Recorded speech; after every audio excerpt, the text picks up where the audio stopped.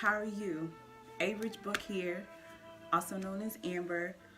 I told you all I was going to make a video for you, and here it is. You've known me to be that empowerment, that inspiring, that inspirational type person on my social media, and that is who I am. But what I came to realize is that I was giving so much energy. I was just putting out so much to everyone else, and people were reaching out to me, and I was giving knowledge, I was spitting wisdom, I was giving love, I was giving so much, but I wasn't allowing myself to rejuvenate. I wasn't allowing myself to re-energize, and then I wasn't allowing myself to receive from other people. I wasn't allowing myself to be built back up, and that's so important when you give out energy. And so I want to say I was on a sabbatical, but I'm not a researcher, not yet, not in that sense. I wasn't getting paid for not being on social media when most people are trying to get paid to be on social media. And I realized that I needed a break. I needed a break. It was too much.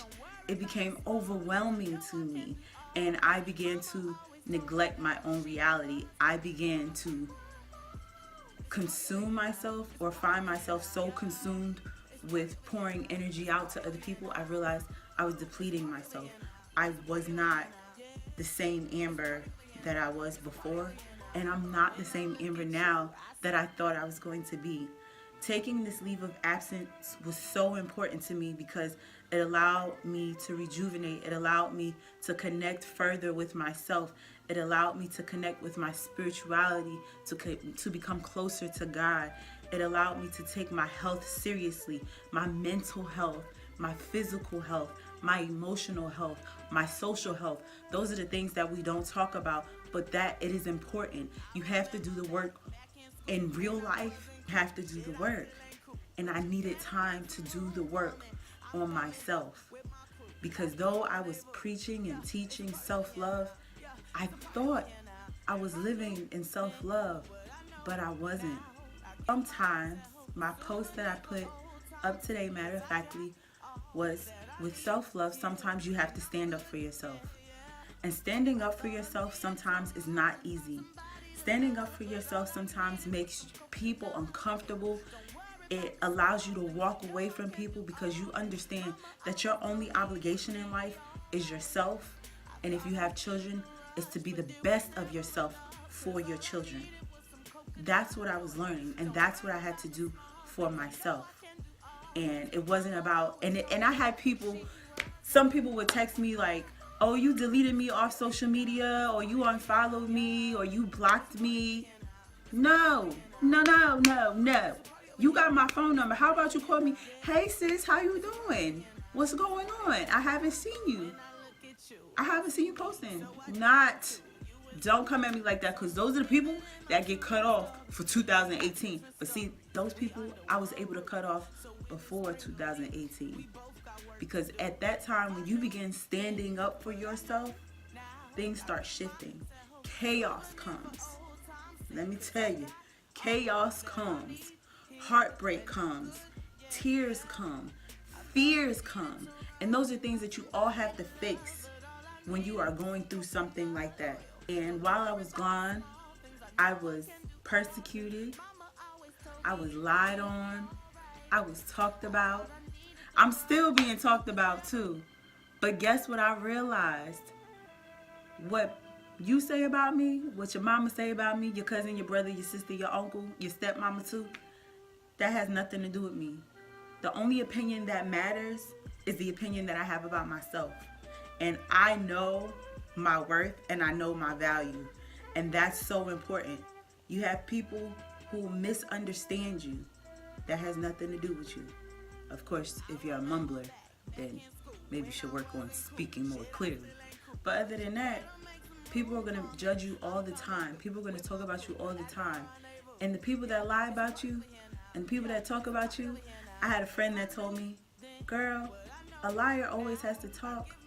They always have to maintain their image. But people don't understand. It's the silent party that you should listen to. Because the truth is in silence. And that's what matters. So, for my newness in 2018, I got something to show you. But, but, yes, your sis. See, I know I look good, right? But there's a bun in the oven. I am 22 weeks pregnant. I'm due in May. I'm having another baby girl. And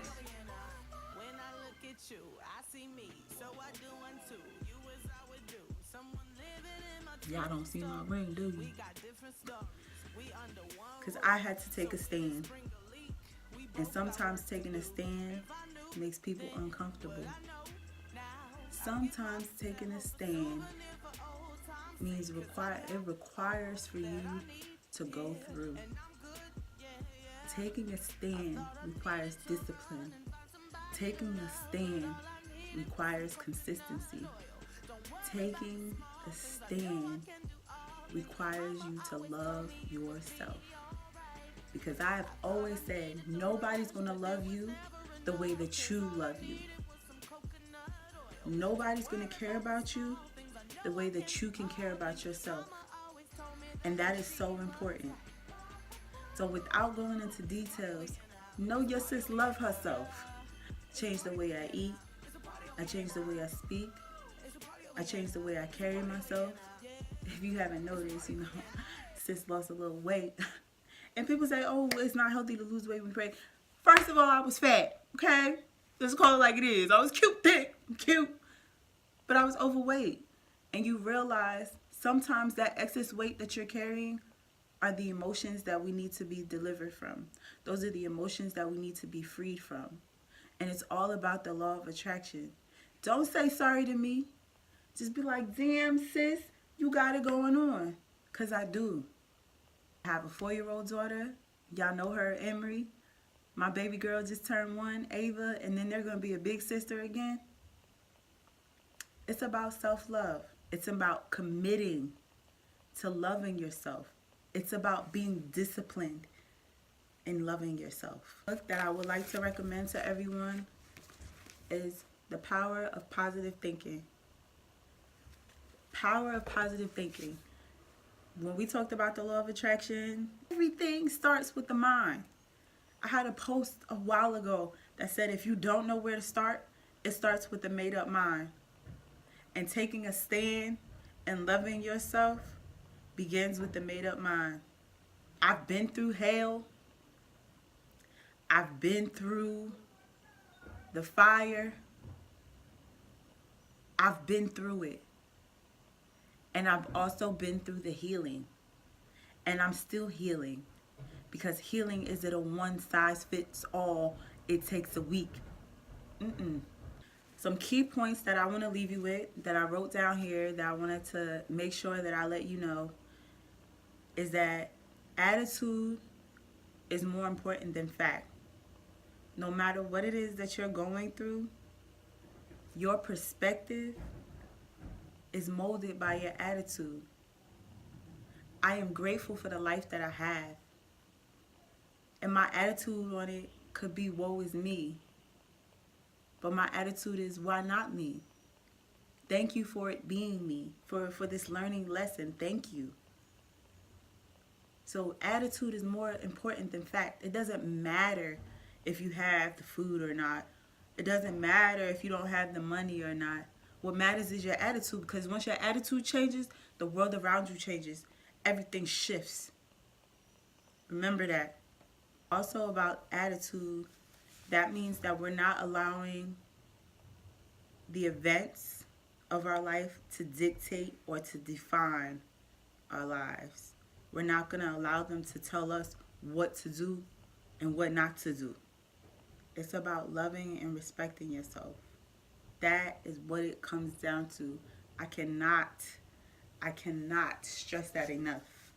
That self-love is the root of your success.